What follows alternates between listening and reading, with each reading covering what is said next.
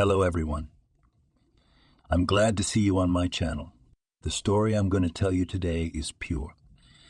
It is true that all the bad things that happen in life happen for a reason. It is said that we can appreciate the good things, the things when they happen to us. I hope you enjoy this story. I wish you a pleasant viewing experience. December that year was unusual. First, for a whole week, a whole wall of heavy snow fell. It blocked the road between the orphanage and the outside world for a while. Even the all-powerful Frederick on his bus couldn't get over the drifts that covered the dirt road. He didn't try. At some point, the wall of snow became so thick that nothing could be seen. Finally, the snow ended, and under its weight, the century-old spruce trees leaned almost to the ground. And then Martha and other girls and pupils, together with the head teacher and the driver, and the mothers of the educators came out to fight. For several days in a row, they wielded shovels, trowels, and scrapers. Residents of the Blackbird collected huge mountains of snow, on which then with pleasure rolled kids. But as soon as this hard labor was over, the warmth came and everything began to melt. Now it was difficult to walk from the bedrooms to the school building because of the ice. Toward the end of December, the clouds thickened again. Everyone hoped that this new year would be snowy and beautiful. They dressed up a huge fluffy Christmas tree in the yard and hung the toys they had made themselves. Frederick managed to put a star on the top of the tree from a high ladder. After the snowfall, after working together with the children, after decorating the tree, Martha had a feeling that soon her life would change. Soon she would finally have the home she had always dreamed of. The principal demanded when he saw 8-year-old Martha with a mop. 3 stronger. The girl had never heard a kind word from him in her life. The director had to be addressed only by his patronymic and as respectfully as possible. The degree of compliance with the second requirement he determined himself, and was rarely satisfied. True, he conveyed indignation with words and used only humane punishments. His favorite method of influence on disobedient children was weaning them off gadgets when they were forbidden to use phones and tablets.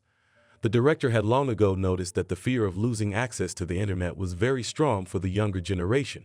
In some ways, he shared it himself.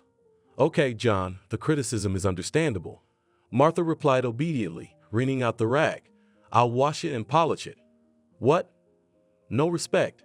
The principal was indignant, and then, lowering his voice, he added, "I'll see you at my place tonight for our lesson, understand?" Having said this, he left for his office. Despite the disgusting character of John, his approach to education deserved respect. If in other orphanages boys and girls did not do anything themselves, then in the Blackbird, on the contrary, from a young age accustomed to labor. They cooked, cleaned, picked fruits and vegetables. John always said, "You're not children, you're little adults. My job is to make sure you don't lose yourselves on the way to old age, to stop being a burden, to stop being freeloaders. Only in labor and striving to become a better person hardens, like a clay pot in the oven." Even in the Blackbird could not do without staff. That's why here, in addition to the 10 mothers of educators, there were 2 cleaners, a storekeeper, and a driver. Teachers came. They never stayed in the classrooms after 15 o'clock. Frederick took the older children to the local school by bus. Martha couldn't wait until she was big enough to go. She enjoyed the trips. The principal was always emphasizing that he was the only one in the orphanage with nothing but idlers, wastrels, and lazy people. John was the official guardian of each boy and girl, and only he decided, quite officially, which of them could have a chance at foster parents. For as long as she could remember, Martha had always wanted a family. She knew from scraps of information from her caregivers that she'd had a mom and dad, sort of, until she was 2 years old. What happened after that, they never told her. John attributed it to child welfare. "It's too early for you to know these things," he said whenever the girls started this conversation. When will I be able to find out?" Martha asked. At such moments, tears began to choke her, but she held back. "Soon," replied the headmaster. "Soon, but not now." Most of the foster families were very young children of 2 or 3 years old. They appeared here all year round, without any system, but they were always few in number. According to John's cunning plan, his pupils were also to prove themselves as nannies. Martha and her classmates also babysat, fed, and changed diapers. While some found these activities humiliating, the girl liked to play with the children, dressing and feeding them as if she were having fun with a big doll. But these were the kind of kids who didn't stay at the orphanage for long. They probably didn't even have time to realize what had happened to them. Martha had so much hope for December because it was a time of miracles. It was not without reason that she was constantly offered to make a wish, to write a letter to Santa Claus, to read fortunes. In general, if anything could change in her life, it was only now, on New Year's Eve, the only time that the orphanage seemed to be quite bearable. Volunteers and clowns came to visit, played New Year's games, held contests, had a bubble show, and taught them how to draw. It was all great, of course, but Martha wanted something else. She wanted to come home, walk to her bedroom, and dress up the little Christmas tree with her parents. Therefore, in a letter to Santa Claus, whose existence she did not doubt for a second, the girl once again diligently deduced, "Dear Grandpa, I want Mom, Dad, and brother. P.S. and a new cell phone because the old one started to run out of battery quickly." At the end of December, with an unprecedented snowfall, school vacations began, which means that there will be no classes for 2 whole weeks. Teachers would be able to rest from negligent students, which included Martha. The grades for the semester were not high, but the girl did not understand why she needed others. The New Year's Eve rush is a completely different story. Along with clowns and volunteers, potential moms and dads will visit the Blackbird shelter. They will look at the children, talk and play with them, and then they will take the best ones for themselves. A classmate named Harry used another word for perspective. "You'll either be picked up right away when you're a puppy," Harry said, "or they'll keep you here forever." "Why?" Martha asked at such times. Harry, who was almost 10 years old now, seemed extremely intelligent and experienced. "Because neither you nor I are promising. And grown-ups only want people like you. You know, obedient and not upsetting and all that." Harry's version of future moms and dads didn't seem like a lot. Perhaps she could listen to her future parents and certainly wouldn't upset them. Martha didn't even know why there was almost no interest in her. Well, there had been interest. For as long as she could remember, uncles and aunts who came to the orphanage had enjoyed playing with her. Many were interested in her hobbies, her studies, and other things. But in the presence of strangers, she was timid and could not answer anything, only mooed and nodded. And once she even fainted.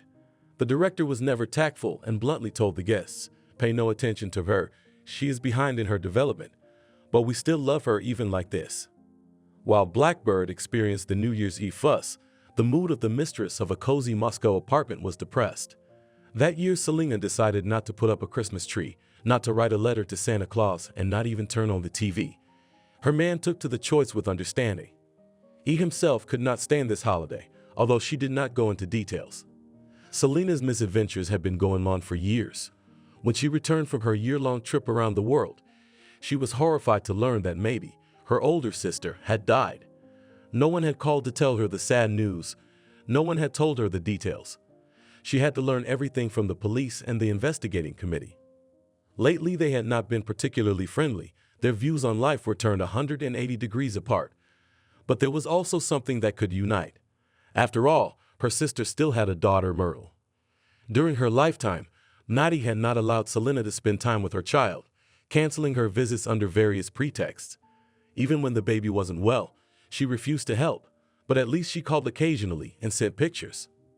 She and Maddie had no one left, no cloaks or distant relatives, but they had mutual friends. Those of them who tried to get in touch with the girl and could not, thought that she was simply not interested in the life and death of her sister. The reason for the silence was prosaic. The girl was in the remote mountains, without any communication with the outside world, although the feeling of anxiety in those days did not leave her. Now Selena blamed herself for embarking on such a long journey of self-discovery and losing Myrtle as a result. At night, she imagined that the girl was lying next to her on her crib and telling her something in her childish language. When the girl returned to her native country and recovered from the first shock, she immediately began to look for her niece. But by a strange coincidence, no one could find her.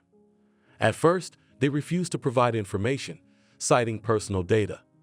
"You have different surnames," said one official at a personal reception. "Do you have any of your sister's documents? Copies?" "No," answered Selena. It took her a year to confirm her relationship to Maddie. They shared the same mother, but different fathers and surnames. Then came the endless circles of bureaucratic hell. Selena, an artist and designer, could not master this strange language, which was supposed to talk to officials, and they were not in a hurry to make a step towards her and help her grief.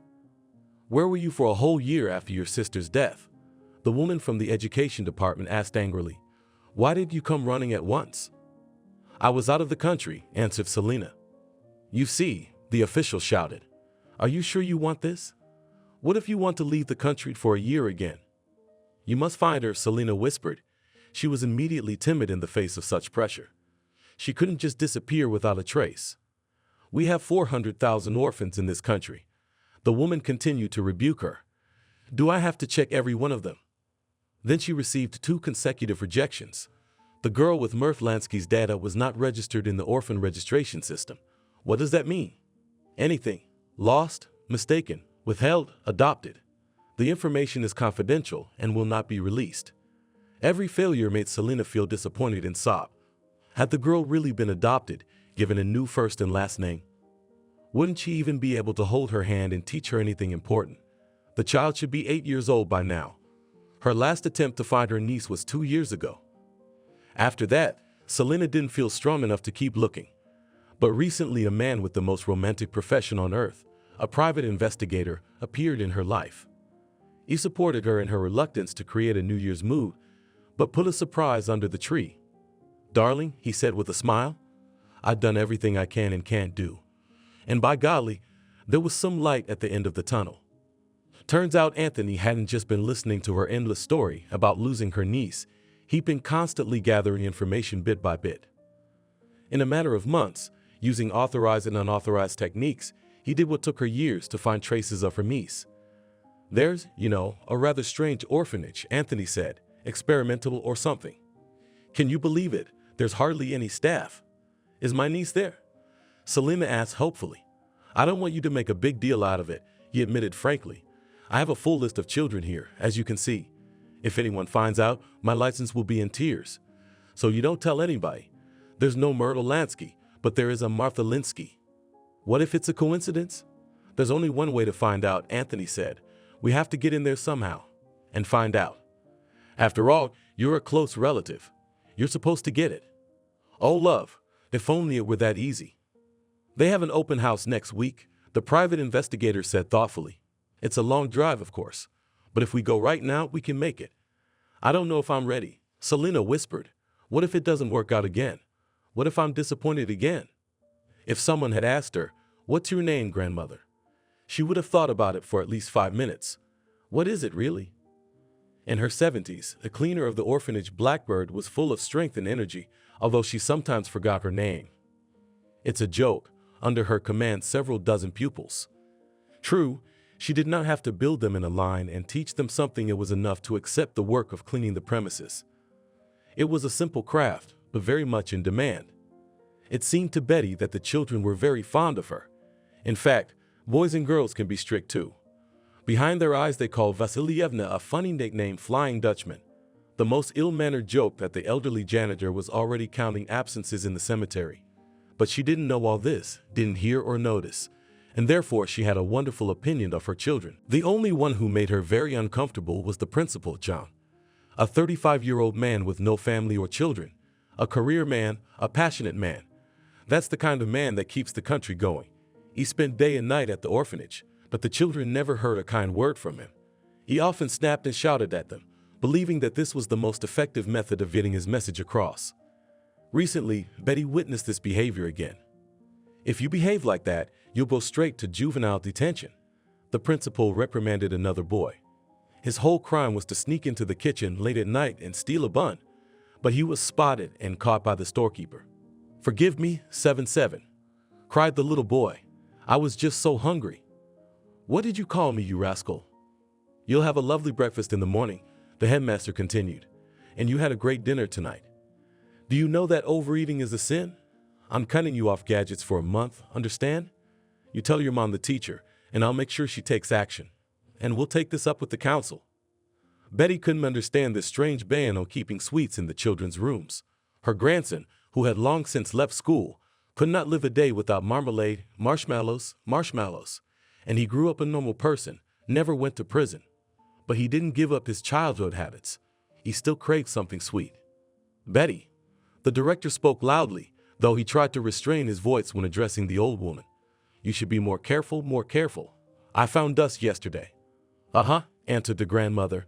"As you say, John, you are a golden man. I commend you for your respect," said the headmaster, "but I would ask you to honor your duties." All the elderly cleaning lady did was to scrub the floors on the second floor, in the wing where there was a common hall and the director's offices. He occupied two of them, one for sleeping and one for working. When Betty went inside the living room, she couldn't believe her eyes. Did John's salary really allow for such luxury? The bedroom itself would be more suited to a hotel than an orphanage. For one thing, the room was really big. In the second place, during its repair and creation of comfort money was obviously not spared and not counted. Decorative painting of walls, stucco, air conditioner, and other attributes of successful life.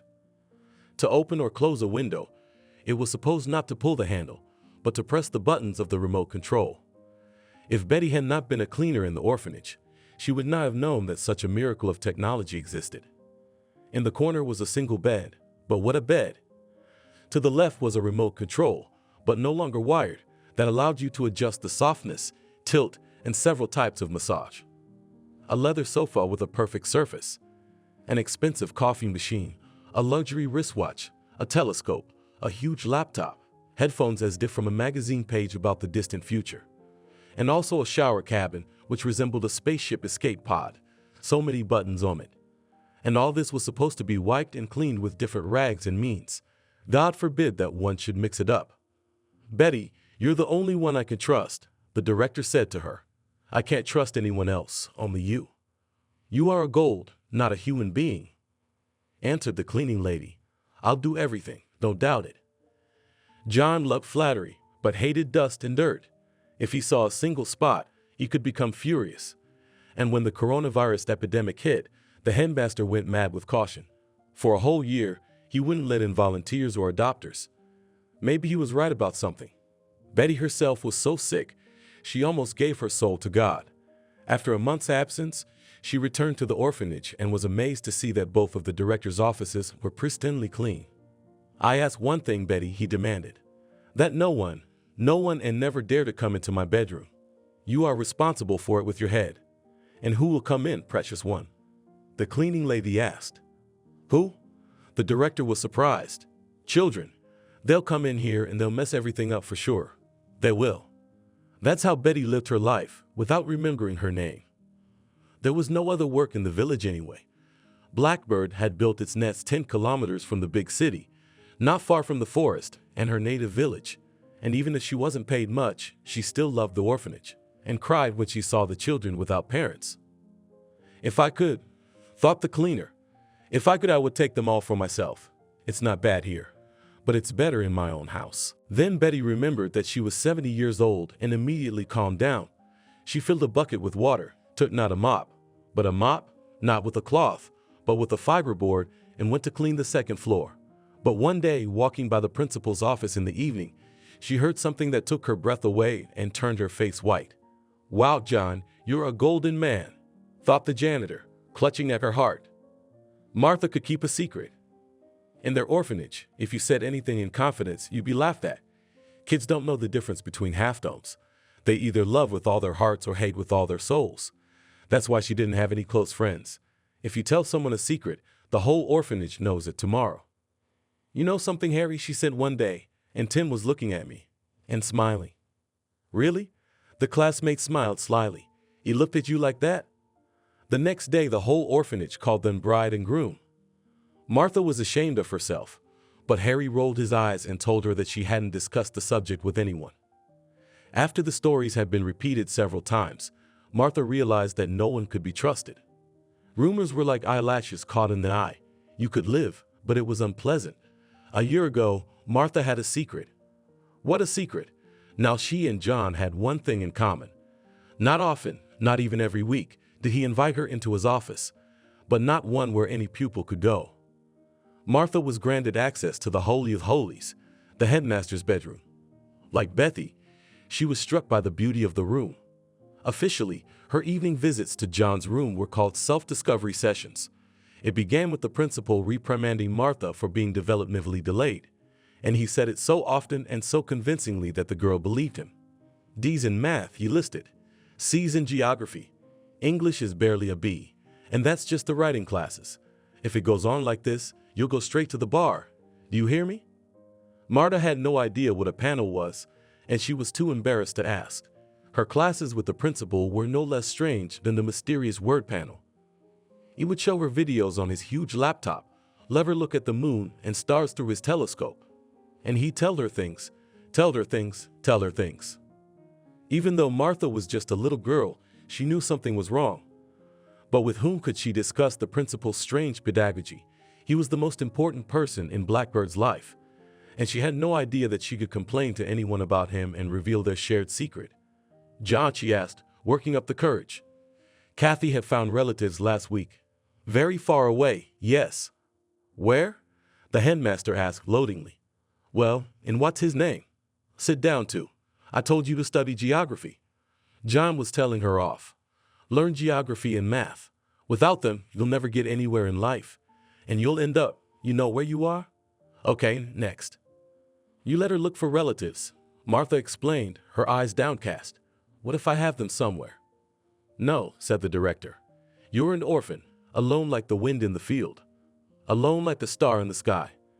Neighboring systems seem to be next to each other, but in fact they are light years apart. It would take a lifetime to get to the nearest one. And if you look for it, Martha went on, but not so confidently. It's a waste of time. The headmaster shouted.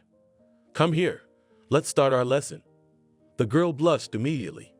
Here in the orphanage, she had a lot of school subjects. John treated the children like adults, which he didn't have time to repeat. And in addition to the usual math, English, geography, and other subjects, they had very interesting disciplines. Child's rights, for example, or conflict, where they were taught to sort out the causes of quarrels and child fights. Or design, where an elderly woman taught them how to sew skirts, mittens, and aprons. Or cooking, where Martha pressed cookies with a mold and learned to make salads. But she'd never seen such strange teaching anywhere, and she suspected it was all wrong. John would give her some pill that made the world seem to go away, sit her down beside him, and say, Repeat after me, Martha. Repeat after me. The principal's demand that she keep their lessons secret, she would have kept to herself, and even if she wanted to tell someone, who would believe her? So she repeated the strange words of the director, although it made her heart feel heavy and bitter. Closer to New Year's Eve, the orphanage began to receive visitors, sponsors, volunteers, officials, and expectant mothers and fathers. They were all greeted by John, and it was as if he had been replaced by another person. On days like this, the principal was obliging, polite, very tactful and courteous. Martha loved this time because there were new faces in the orphanage, and she missed new faces. The girl wanted the guests to radiate joy and cheerfulness, because there were those who shed tears and clutched their children to them, choking on their sobs. It is not pleasant if a stranger cries into your sweater and holds you so tightly, as if he wants to strangle you. Potential moms and dads always followed the sponsors, volunteers, and officials. They looked at the babies, trying to find the right one, blushing and as if embarrassed. The prospective parents were always shy and hesitant. There were some that John literally had to lead by the hand. Others were afraid of children like fire, and others tried to talk to them as if they were dogs. And they were genuinely surprised if a little boy of 3 or 4 could meaningfully answer seemingly difficult questions. Once Martha overheard a conversation between a staid man in a handsome jacket and his wife with a pomaded face. 911. Look at that one, the head of the family said, pointing almost imperceptibly. He looks like me, don't you think? But we've always wanted a girl, objected the wife, pouting her lips. Look at that beautiful girl. Tall, blue eyes. You can see she's got noble blood in her. Just like you and me, my dear. You what? Her husband interrupted her in a whisper so loud that half the orphanage could hear him. This so-called beauty? Mr. Director said that she has a record of deviant behavior. No way, we don't want criminals in the family. Martha had no idea what deviant behavior was, but she readily believed that the director could say anything to keep certain children out of the orphanage. Of course, because of her age, Martha couldn't realize many things. For example, why did the director part with some children so easily? Why did he even try to place others? And why did he keep others with him? There had to be a logic to it, but she couldn't see it. However, the man's pedagogical skills could not be taken away. In that snowy December, John decided to shine his directorial talent and put on a real performance of the Snow Queen.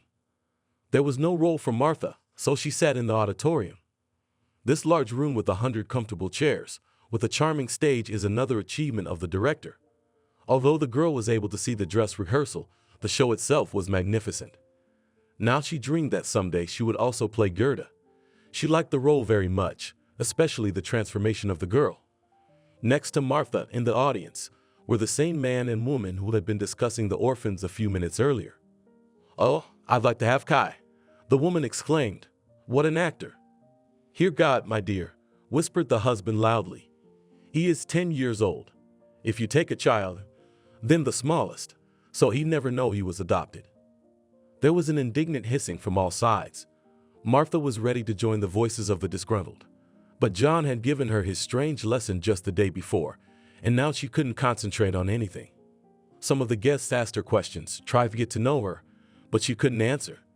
She wandered and listened as if half asleep or in a fog. However, some guests could be persistent. After the performance, a beautiful woman with white hair and blue eyes approached her. She was accompanied by a man whom Martha immediately nicknamed in her childish head the guard. He kept looking around, adjusting his jacket every now and then. "Your name is Martha, isn't it?" the woman asked with a smile, sitting down. The girl nodded. "My name is Aunt Selina. My lover and I were looking at the children and saw you. You are so wonderful. Would you like to have tea and chat with us?" Martha wanted to answer. "Yes, I was always waiting for one of the guests to take me by the hand and take me to the cupboard. We talk about everything, and then we be mother and daughter. And then we go away from here, far away, wherever the eyes could see us." But her tongue was stuck to her palate and refused to obey. So instead of a meaningful answer, she just opened and closed her mouth like a fish. "What about the tea?" the woman asked fearfully. "You do drink tea, don't you, sweetheart?" Martha remained silent, opening her mouth like a fish. Suddenly, as if out of nowhere, John appeared with his trademark smile that he always gave to his guests. He approached the beautiful woman and whispered something in her ear. But she, unlike the other adults, did not nod and move away from Martha, but reacted rather rudely. "I appreciate your participation," she said, "but I want to talk to Martha, and I will. Anthony, bring us 2 cups of tea, one large and one smaller." The guard looked at the headmaster with an icy stare that made him swallow nervously. The game of staring, as Martha called it to herself, lasted 5 seconds at least.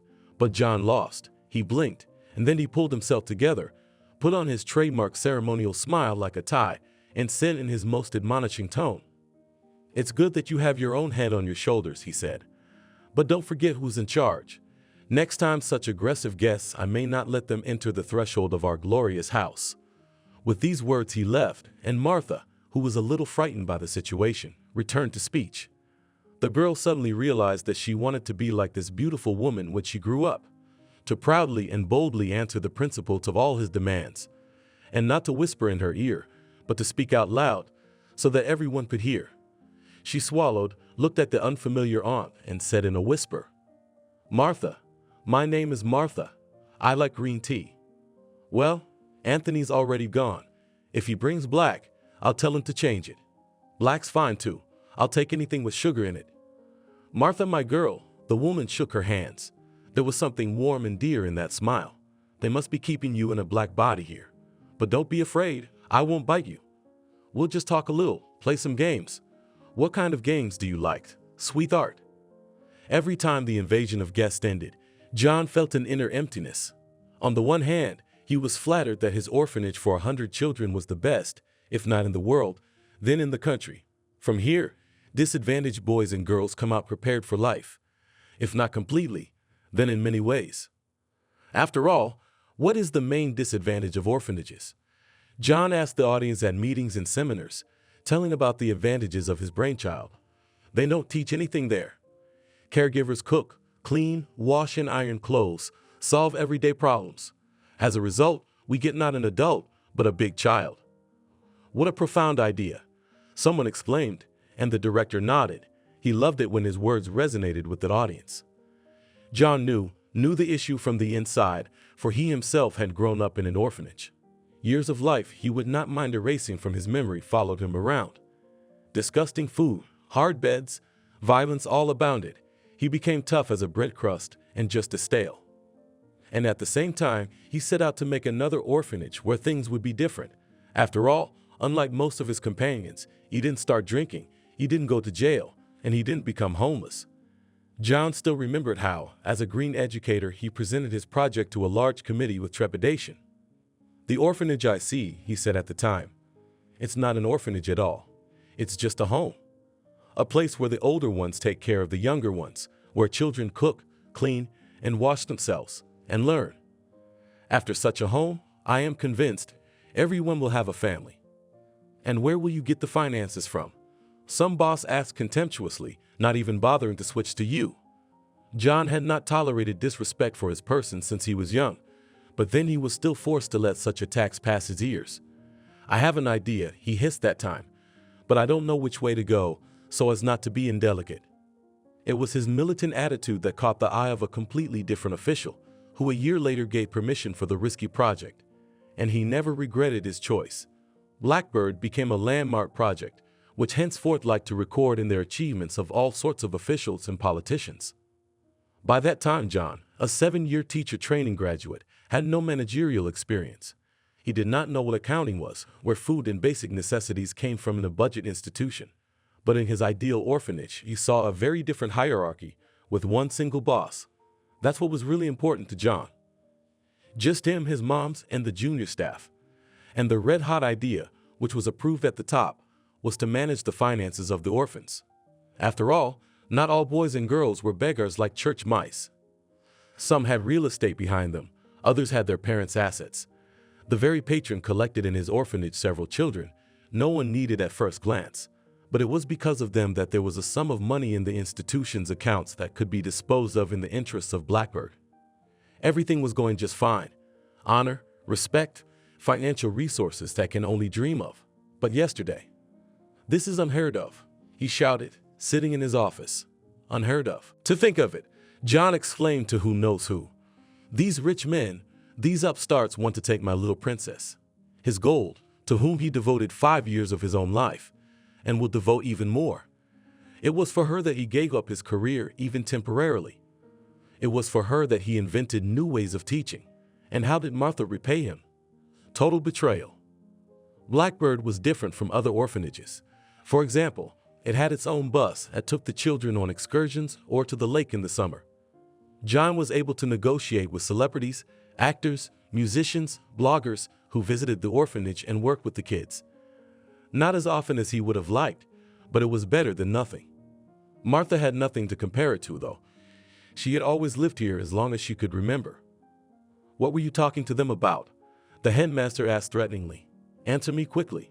"I don't remember," Martha admitted honestly. "It was my aunt, and me, after your class. I couldn't string 2 words together, to be honest." The headmaster blushed and began to gulp for air, just as she had done yesterday. But he quickly pulled himself together and continued his interrogation. "I hope you did not tell them our secret?" John said, and in his voice the girl heard unusual notes.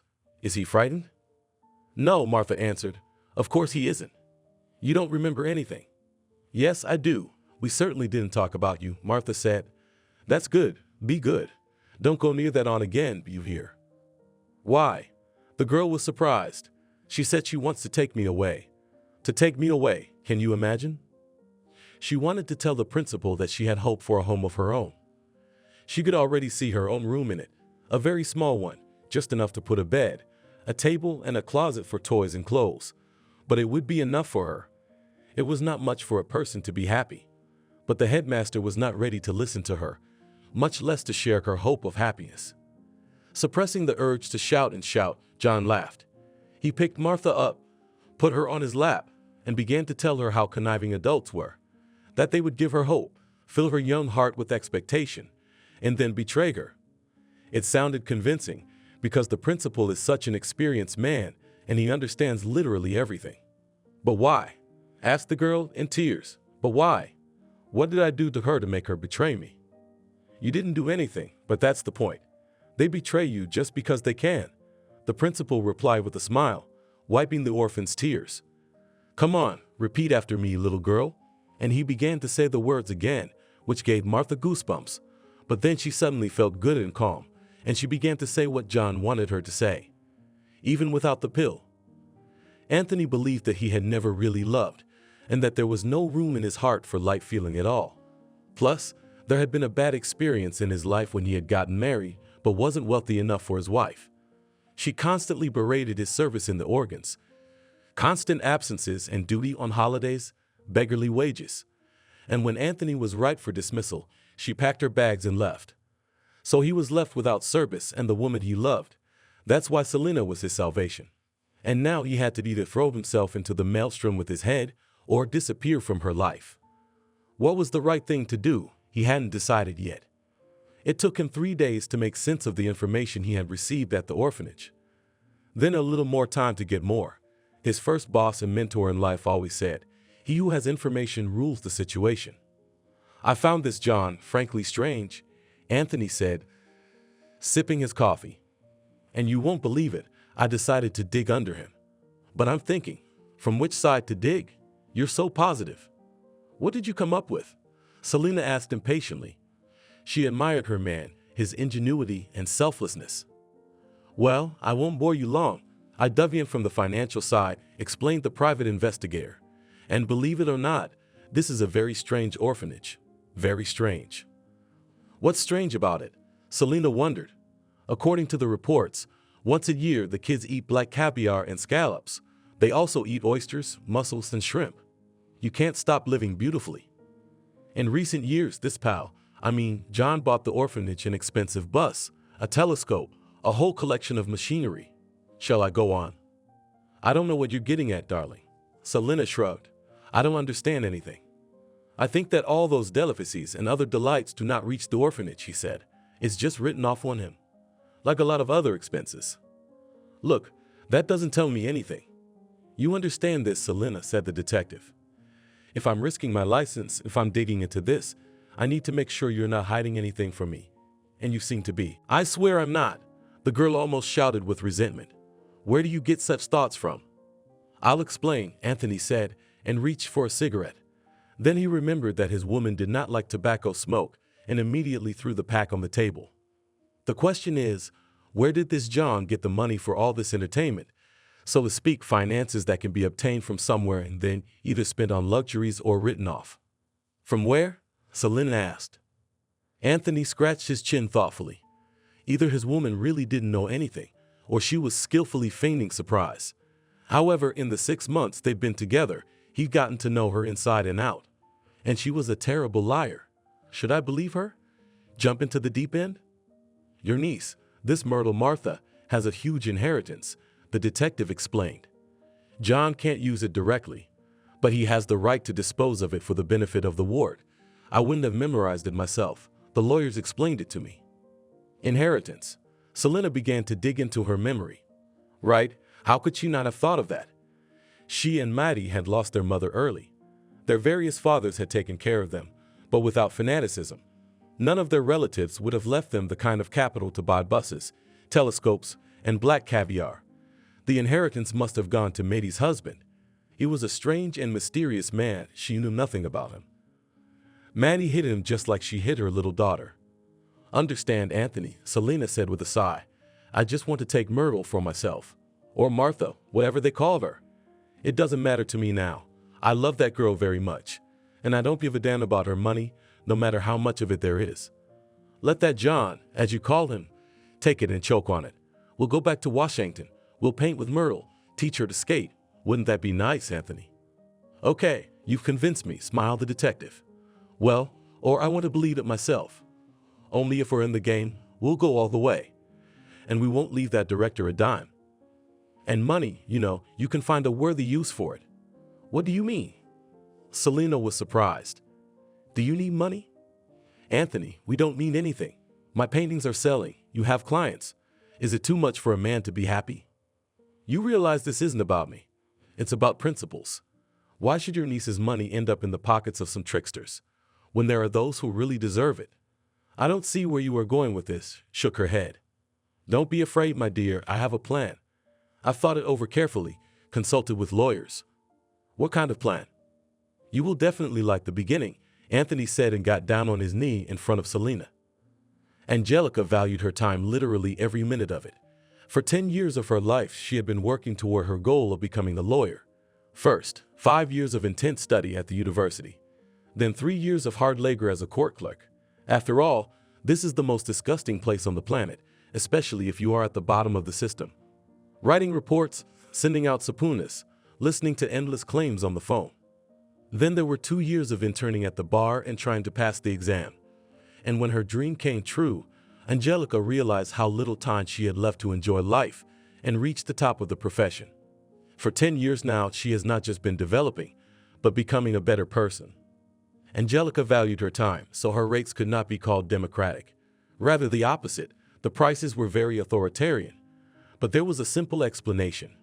Angelica approached every situation with a manic desire to win. She used any method to achieve her goal, and she always won.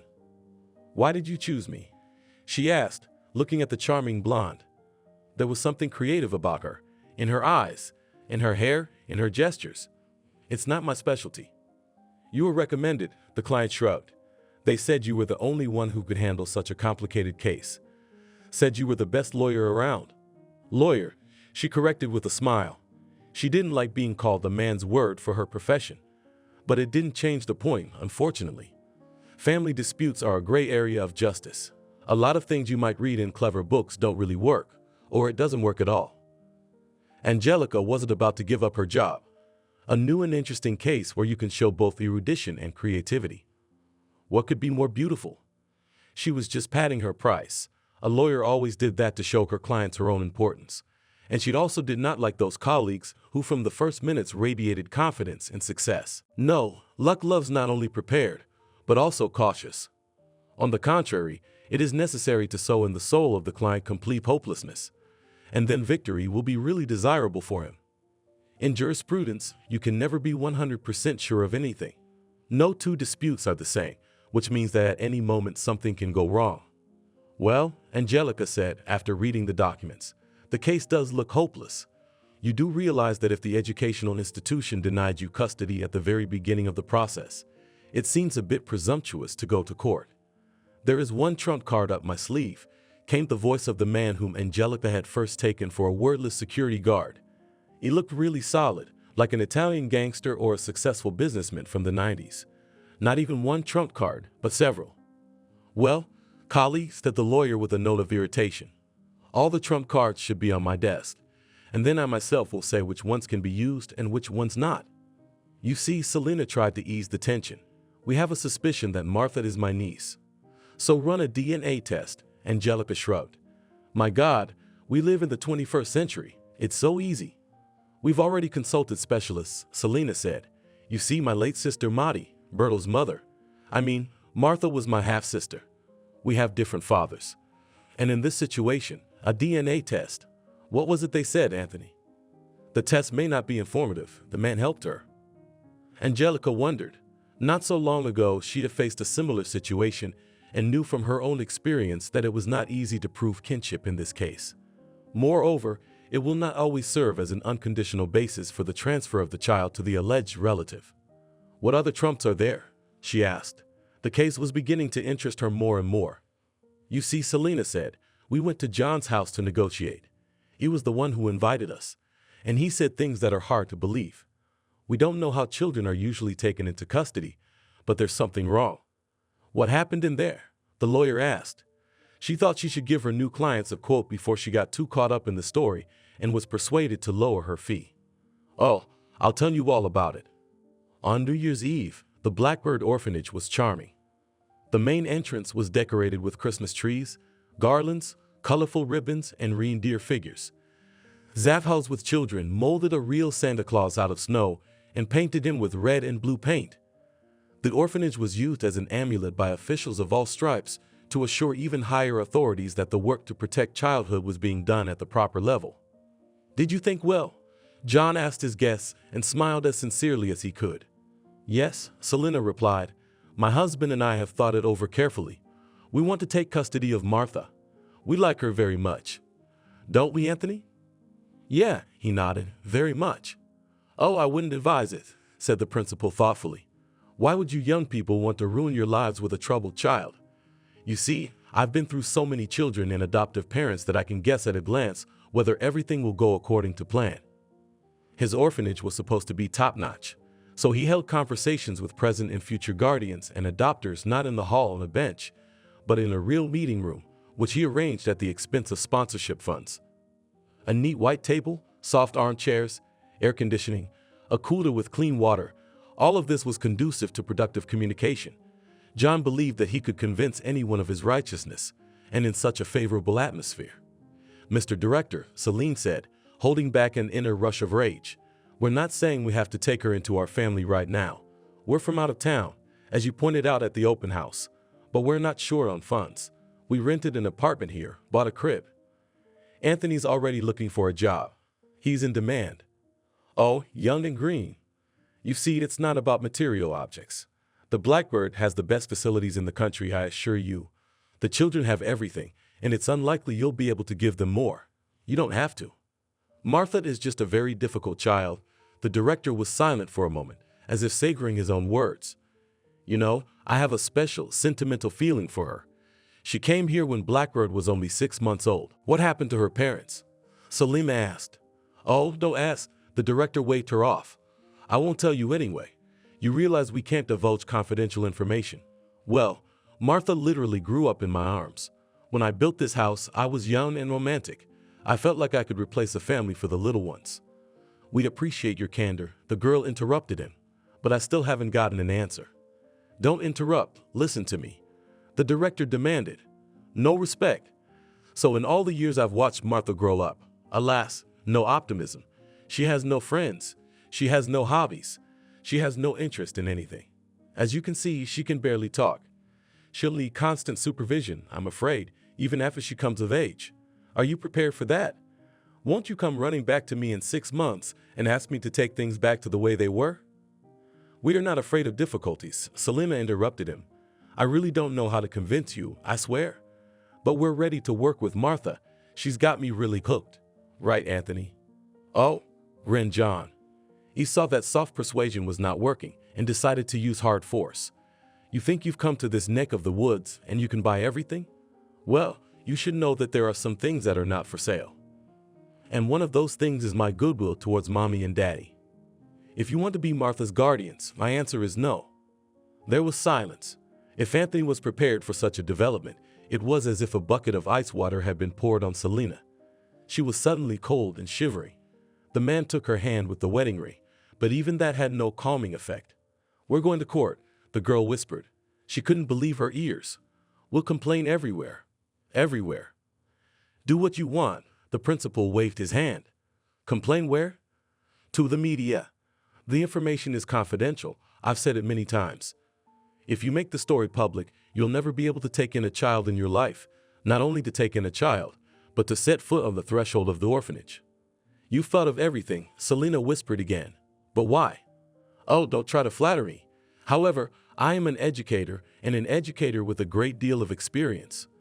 That's why I'm offering you something else. Listen to me, listen carefully. I'm not going to suggest it again. Martha replayed the events of that strange day and realized that the aunt with the white hair had to be given a chance. Yes, she could betray. And she could indeed give hope first, and then throw it away. To know whether she would do the right thing or not, it was necessary to trust her.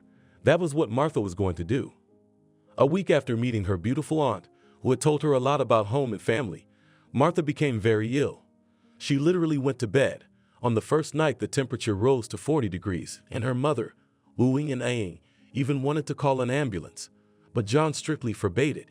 He ordered to take measures to quarantine their cell, no one to let anyone out for 3 days. Do not use phones. What's wrong with phones? The teacher wondered. These are children. They sit on their phones all the time. They eat, even go to the toilet. And when you call, they don't pick up the phone. They can't hear. Tony, have you heard of TikTok? John asked in his arrogant voice. Well, answered the teacher. You don't want a video of sick kids from Blackbird, as they say, go viral, go trending?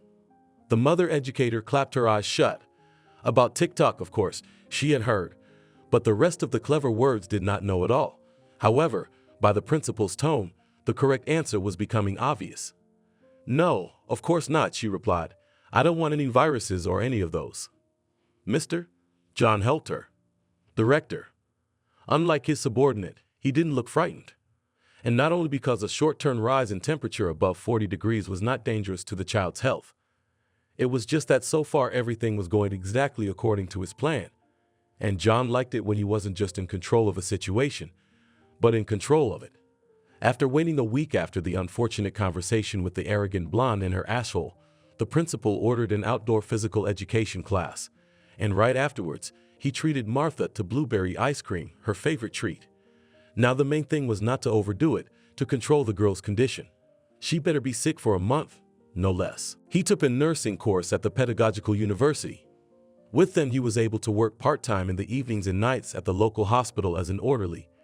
Excellent experience, although the work is disgusting. However, as young John did not ask his temporary colleagues to call him a nurse, they did not listen to his requests. Even in his workbook, they wrote his profession as a nurse with a sneer. He could forgive the disrespect then, but not now. He took Martha to the medical isolation room, listened to the girl with his own foam endoscope, lungs without wheezing, normal, just the flu. He thought back again to the unfortunate conversation with Selena and tried to figure out what he'd done wrong. "I'm an educator, and I hope that my name will be written in golden letters in the history of pedagogy," he said. "So I propose to take another little boy from my orphanage. Look, his name is Carlos. He's a golden boy. Smart, obedient, no congenital diseases or malformations. And he has." John looked intently at Anthony. "He has eyes like your man's. We don't need another baby." Selena cut Selena off. "We came for Martha, and we're going to leave with her." "You must understand an important thing," John said in as dry a voice as possible. "Blackbird is me, and I alone decide who leaves here and when. I'll give a negative opinion on your application for Martha," the director shrugged, "and you'll leave here the same way you came in." The conversation was over. Then he rose from his chair and left the meeting room. The hidden video camera continued to record the situation, and Celine seemed ready to say whatever she thought about the director's intransigence. At least that's what John was counting on. But the Muzzy did the strangest thing. He just put his arm around his wife and kissed her hotly. Sneaky move. The director took Martha's temperature again. "It's a bit high, 40 degrees. It needs to be brought down." He stirred Analgin and other ingredients, prepared a triplet, and treated the girl's thigh. He liked her, all small, beautiful princess, and he was not ready to share her with anyone. The injection was painful. Even though John was holding Martha, Anthony wrinkled his nose. He remembered how during the service not only caught criminals, but also had to prove that they had broken the law. More than once or twice, he had been subpoenaed and questioned literally to the point of unconsciousness. How did you get to the criminal? How did you detain him? Did you read him his rights? The most frustrating thing was when Anthony's answers didn't satisfy the judge or the prosecutor. Then the criminal could be acquitted, and he, the operator, deprived of a bonus or even another rank. "Yeah, I've been there," Anthony said. "I'll tell you this, the main thing in court is not to say too much. Only what they want to hear from you." "How do I know what they want to hear?" Selena asked. "Angela will probably explain everything to us. And tell us." "Angela?" The girl was indignant. "That's what you call her. Do you know her?" "Oh, I'm sorry, honey." "No, let's talk about it right away, so there's no confusion," Anthony said. "It's okay, I'm not offended. I call all the women who play on our side as family. Do you understand? Besides, putting you and her next to each other, well, the choice is obvious, I guess." Selena now felt bad for raising her voice to her husband. She still couldn't understand how he dared to propose to her. And not only had he proposed, but he had organized the wedding the very next day. Of course, she had imagined her wedding differently. A lavish dress, veil, guests, photographer. But, in fact, who could she call? She had no friends here, no family. "Anthony, you came into my life like a lottery prize. I'm gonna worry all the time that I won you by mistake, or that you'll be stolen. You believe that?" The private investigator was embarrassed by sentimentality, and in his previous work, he was used to hiding emotions. You always have to be the brave and strong guy who wins no matter what, and stress is relieved either with alcohol or racing through the Washington night. I had to get used to a new way of life, respectable, exemplary. I want you and me to talk about this, he said, and think about whether Angelica, needs to know. What is it? She asked. While we were in there, I went out for a smoke. Can you believe this orphanage even has a smoking room? For guests with pipes, no less. But I was working a little bit. I talked to one of the staff. And what did she tell you? You see, she thought I was a policeman, so she confessed me like a priest. It doesn't sound very believable, but then again, why would she lie to me? The sickness was disgusting. It was as if Martha were in a whirlpool, surfacing and sinking to the bottom again. The high fever would go away at times, and she would feel almost fine. Then the ailment returned with renewed vigor, nailing her to the bed. Martha didn't worry for a second about not going to class, not seeing the other girls and the other students. The woman with white hair, whose name she whispered in delirium, was another matter. Selene. For some reason it seemed eerily familiar to her. It was also very hard for her because none of her classmates had come to support her. They didn't even give her a note. The principal forbade her to use the phone and tablet. He said that it was harmful during such an illness. Only her mom looked in every hour or two, touched her forehead and sighed. But John himself was always around and always in a great mood. For the first few days he literally slept in the next bed, taking her temperature twice a night. He gave her nasty syrups and powders, brought her freshly brewed cranberry morsels. He helped her up to the toilet. Thank God, he didn't go into forbidden territory. He was very involved and polite in a way she'd never seen him before. I'll never leave you, John said. I will always be with you. Those words, which in another situation would have made her shiver, were appropriate this time. It turned out that the director knew as well as a doctor about various pills and injections. On the third day, however, the doctor came to see her and praised John for his treatment. It's obviously the flu, he said. We should monitor her temperature and bring it down if it rises above 38.5. Throat rinses, plenty of water, antiviral capsules. Doctor, Martha wheezed. How long am I going to be sick? God willing, you'll be fine on the 5th day, the doctor smiled. Listen to John. You'd be lost without him. Oh, what a mentor. Blackbird is very lucky to have such a wonderful owner living and working here. Martha didn't ask her question about the length of her illness out of curiosity. She was just trying to calculate how many days Selena, her new mother, would be waiting for her. Perhaps a week would be enough for her. But what about 2? What about 3? There's no way to know for sure. Adults can act like children sometimes. If you stay here in total isolation for more than a week, you'll see all sorts of reactions. Selena must think Martha's a rude, arrogant girl for not even calling or writing her. She didn't know her mom-to-be's phone number, though. John, the girl whispered as the headmaster returned to her makeshift room. Where's Selena? Did she ask about me? Did you remember her name? The man shouted, which startled Martha, but he pulled himself together. Sure she did. She went through the children like kittens at a fair. This one's puny, and this one's got angry eyes. Terrible woman. So I sent her away. This news immediately made Martha feel worse. She had another high fever that didn't go away for a week. By the time she recovered, she was so exhausted that she could only eat oatmeal from a spoon and drink it with sour cream. The memory of the beautiful woman with white hair now seemed like a dream. John, on the other hand, had become much more likable to her. She was even willing to forgive his constant rudeness and their strange activities. She was also willing to hope that her mom would come to see her again. After all, she's only 8 years old. Now she's going to study hard, pull up math and geography, learn to write poetry, and act in the next play, of course. Then there'll be no shortage of potential parents. Selena was in court for the first time. Angelica convinced her that they had to act quickly, and then they would have at least a minimal chance of success. Selena sent several letters and packages to the orphanage. She set up an exemplary Facebook page. And yet, going to court. Selena had always thought it was a very dark place where hopes and dreams were dashed. She had no idea how the sessions went, what to say, or why the judges wore such ridiculous robes. When they met at the courthouse on the day of the hearing, Angelica was in a great mood. She felt like a fish in water in this state house. You have no idea how lucky we are, the lawyer said. The hearing was scheduled only 3 weeks after the lawsuit was filed. I don't think they'll delay the decision either. She didn't mention that she had to use a certain amount of leverage. Other lawsuits had taken months to resolve without any hope of speed. But her clients, by some strange coincidence, were always lucky. Selena was afraid. If a decision was made in the next few days, what if it wasn't in her favor? What should we say? Selena asked. How should we behave? I will speak, Angelica said, and her tone seemed a little arrogant. If they ask questions, think about what the judge wants to hear. You are a positive family, without bad habits. I said that you are probably the legendary director of the Blackbird. Angelica smiled. I've heard a lot about you. Mesty, John replied. And you must represent the very madman I denied custody of one of my wards? The solicitor nodded. She didn't want to continue the conversation and waste her energy. She also couldn't stand it when a hearing was delayed. Therefore, she requested that the trials with her participation be held in the morning.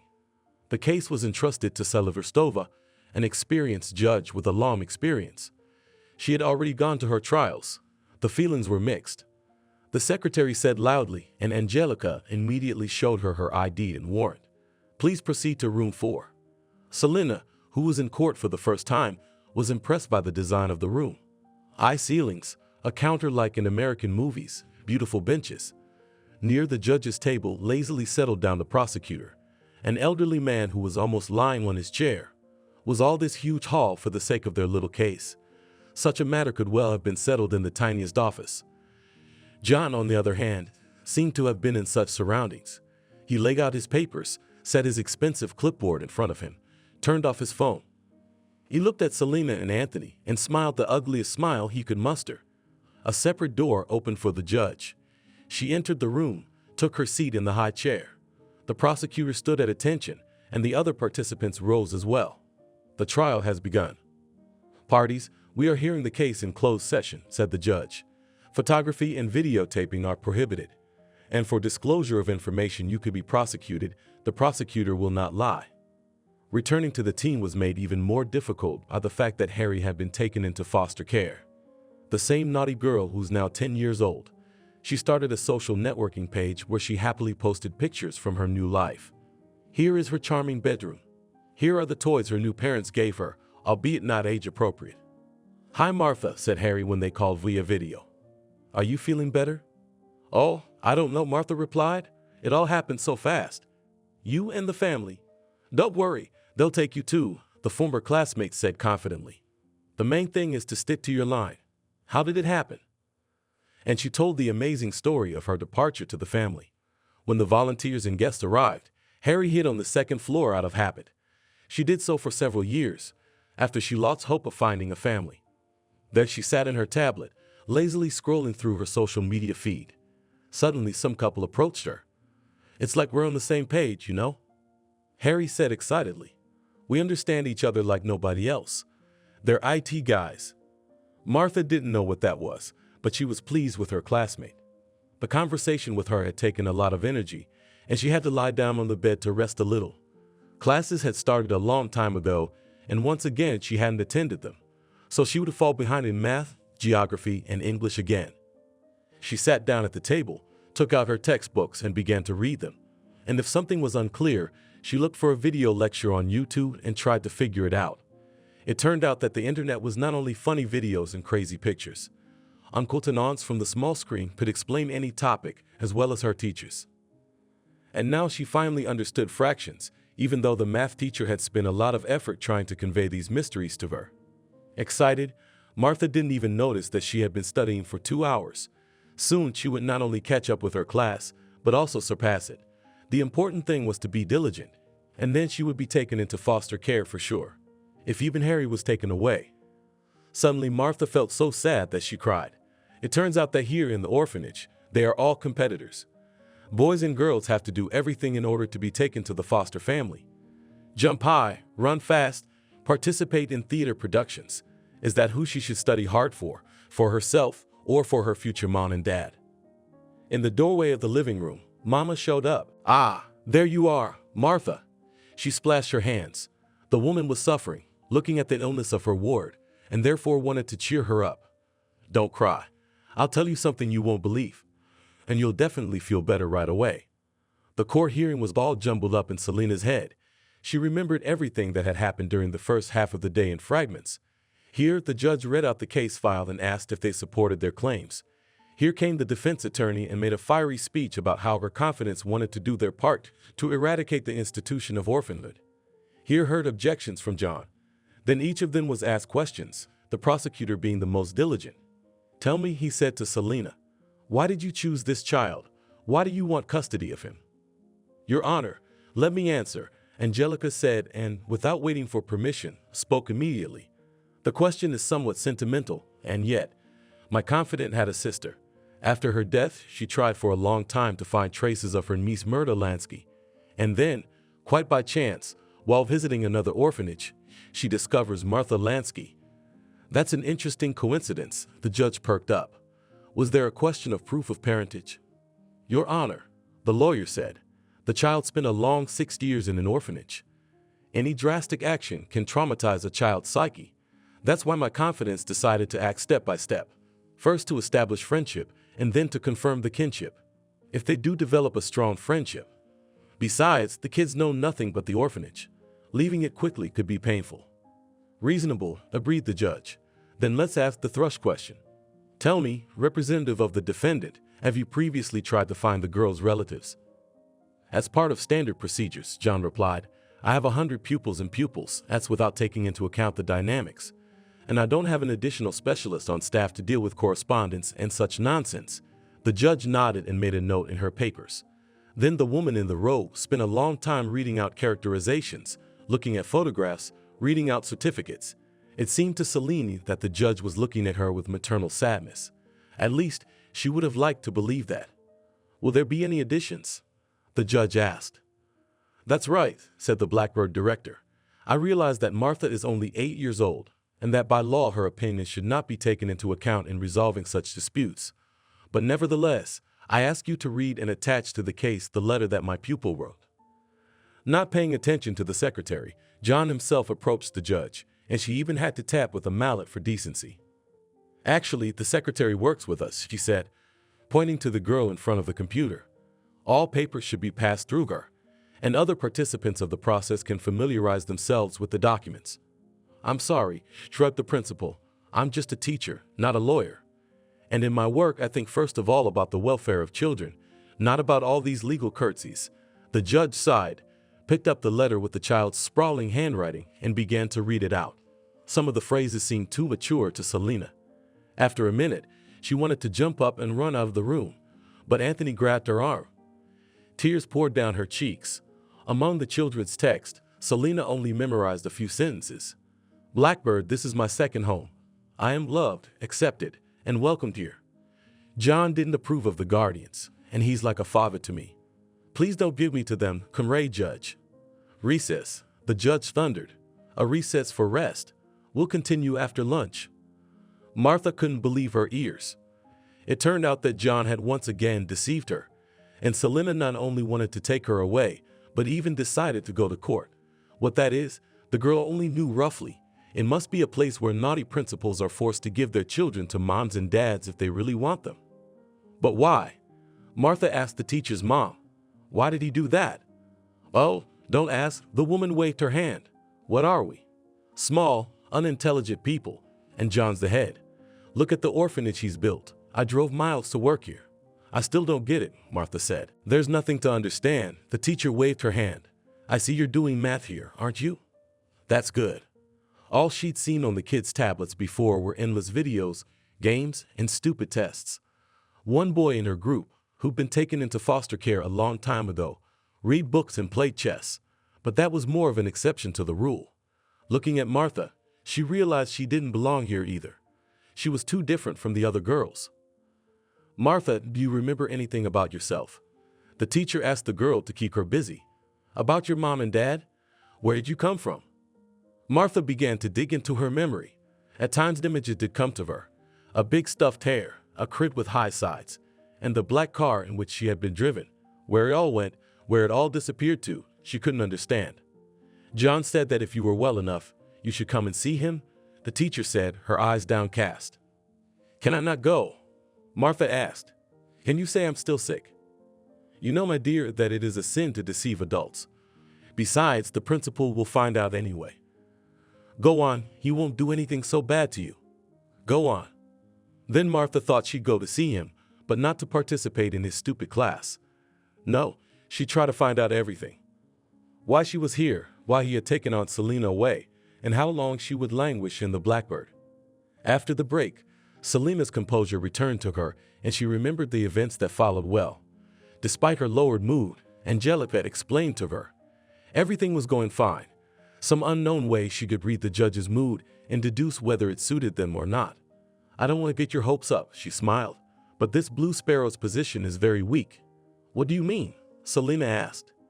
He's worried about child protection, the lawyer explained. But what kind of childhood is there in this orphanage? Just an imitation. Family is another matter.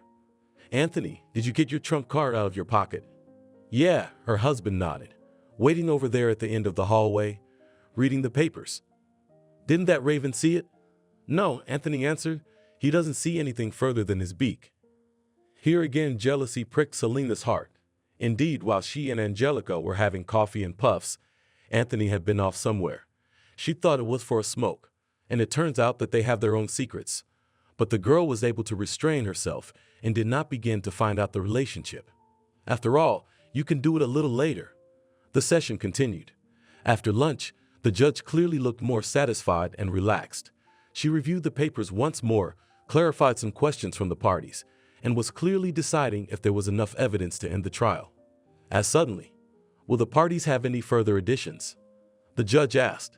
Let it be known to you that it is inadmissible to refer to evidence that was not the subject of the trial in complaints.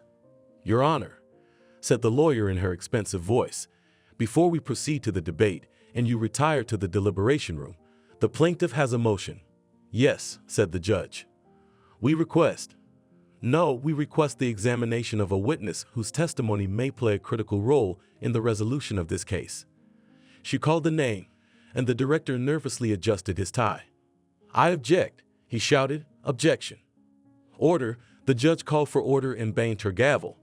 The plaintiff's side had not yet finished reading its motion. Your Honor, counsel continued, the witness's appearance has been secured, and to preserve certain aspects of privacy, I would ask that the witness be questioned in the absence of the parties. Objection, John shouted again.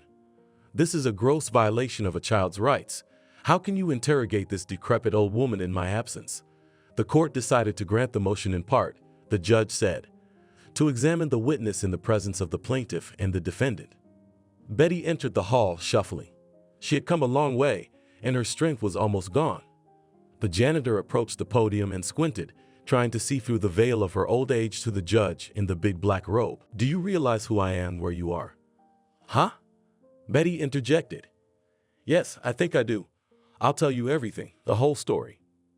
The orphanage director turned pale and clutched his desk with both hands as if the whole world was falling away from under his feet. 2 days before the fateful court hearing, his subordinates had already stabbed John in the back.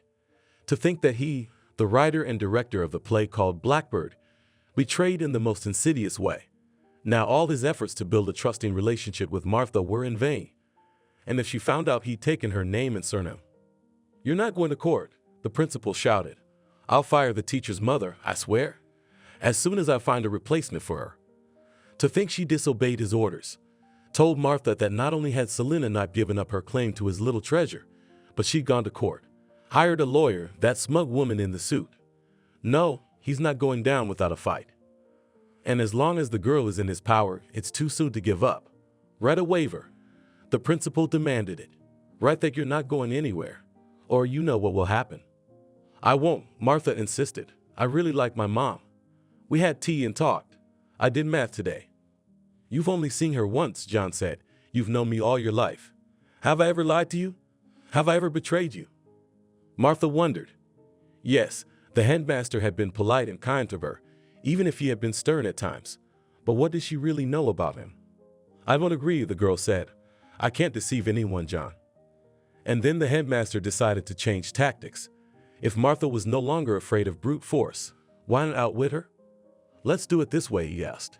You do realize I can't lose this trial. Well, that's the kind of man I am. Let the judge say no, and I'll let this woman come here any time of the day. I'll let her draw with you. What do you say? You really won't deceive me? The girl asked helpfully.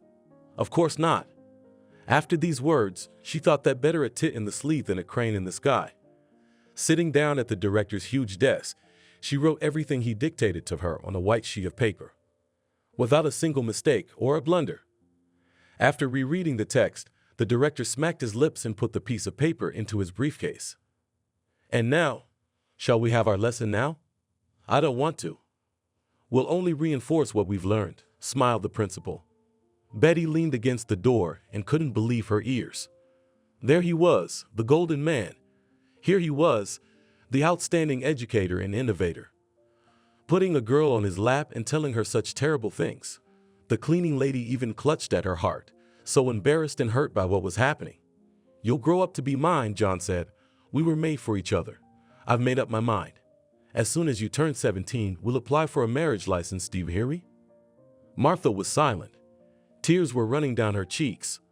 All girls her age already know what a registry office, a wedding, a bride and groom are. But was this director really her future husband? Would she have to live with him until she died? "You're mine. You're mine. You're mine. You're mine," John said in a chant, as if entering some kind of trance. "I am yours," Martha repeated, tears streaming down her cheeks. "I'm yours. I'm yours. I'm yours. I'm yours." This strange mantra went on for 15 minutes at least. Gently she slipped away from the door, and with a shuffling gait, she went to the wardroom to get ready to go home. The headmaster was so engrossed in his next class that he didn't even hear her footsteps. There was silence in the courtroom. The eyes of the prosecutor, the judge, and the lawyer were fixed on the janitor. The burgundy face of the principal was an eloquent indication that Betty's words might well be true. This is unheard of," the woman in the row whispered. "Here's a cross for you, granddaughter." The cleaning lady shouted and crossed herself. And when John finally collected his thoughts and rose from his seat to object, he was rudely interrupted. "Adjournment," said the judge, and looked expressively at the prosecutor. "The hearing will continue the day after tomorrow at 10 o'clock. As soon as the judge went to her separate door, John began to quickly collect the papers and put the expensive clipboard into his leather briefcase. The prosecutor came running up to him with an unprecedented swiftness for his size and age. "Where are you going?" he asked. "I need to talk to you urgently. Let's just say I need to ask you a few questions." "About what?" The director snapped at me. "I don't intend to answer any questions." "Guess what?" the prosecutor shouted. He was gripping John's forearm tightly with his left hand and dialing someone on the phone with his right. Their struggle didn't last long. At some point, the principal slumped in his chair and rested his head on the table. "I'm doomed," he whispered. Anthony triumphed. "Let's go," Angelica said. "Hurry up. We've been asked to clear the hall." "What happens now?" Selena asked. "What happens now?" "Be patient," said the lawyer. In the evening, Anthony and Selena went for a walk around the city. Although they had already celebrated New Year's Eve, the festive mood was still in the air. Everywhere garlands, ribbons, large lighted figures. Santa Clauses, like lagging travelers from the train, continued to amuse the public. This festive atmosphere dispelled Selena's sad thoughts a little, what her little girl had to go through. Even in the most beautiful orphanage, with the most modern equipment and advanced ideas, the ghosts of the past could dwell. Will her niece ever be able to get rid of them? Blackbird came into motion and seemed ready to take off. Frederick had taken all the children on his bus in 4 trips to endless excursions, exhibitions, and plays. The corridors and offices were filled with completely different people. It's impossible to know for sure what they were looking for. They themselves will never talk about their findings, unless some information leaks to the press. But can it be believed? 2 days later, Celine was ready for the endless trial again, but this time, by a strange coincidence, the trial took a minimum of time. John's seat was taken by a woman of indeterminate age. She looked simple. An old jacket, a long shawl, a discreet hairdo. And yet there was something about her that made her appealing. The table in front of her was empty, with only an open diary on it. "Your Honor," said the nice woman. At the previous court hearing, the former director of the orphanage had already spoken. Having carefully studied the documents, we regarded his position as erroneous. Certainly, the plaintiffs deserve the opportunity to become the guardians of our charming girl. "So, you recognize the claim?" the judge asked. "In full," nodded the woman. "The only thing, we ask not to collect court costs. If such a requirement will be stated, We are a budgetary institution and therefore do not have the means to pay expensive lawyers. No such claims have been filed yet, the judge said. They will be considered as they come in. When the judge read out her ruling in a high-pitched voice, Selena didn't understand a thing. Lawyers must have been taught their own special language, like doctors. But from the lawyer's shining face, she realized that they had achieved their goal. "What now?" Selena asked. "When can I take Martha home?" "Not so fast," Angelica smiled. "You'll have to visit her a few times a week now. Study with her, play with her, take part in her training. Once a month you can get out into the city. Go to the theater or the circus, to a cafe, to the movies. If all will be satisfied, then in a year it will be possible to solve the issue of cohabitation." "A whole year," exclaimed the girl. "No, don't think. I'm not complaining. It's just that it all took too long. Perhaps I was not ready for it. Fortunately, you didn't make a mistake in choosing a representative. Of course, the case was a little more scandalous than it first appeared, but that's the beauty of it." "What's going to happen to John?" Selena asked. "Will he go to jail?" "I don't know," Angelica shrugged. "That's not my problem. You see, Selena, you don't have to hate him.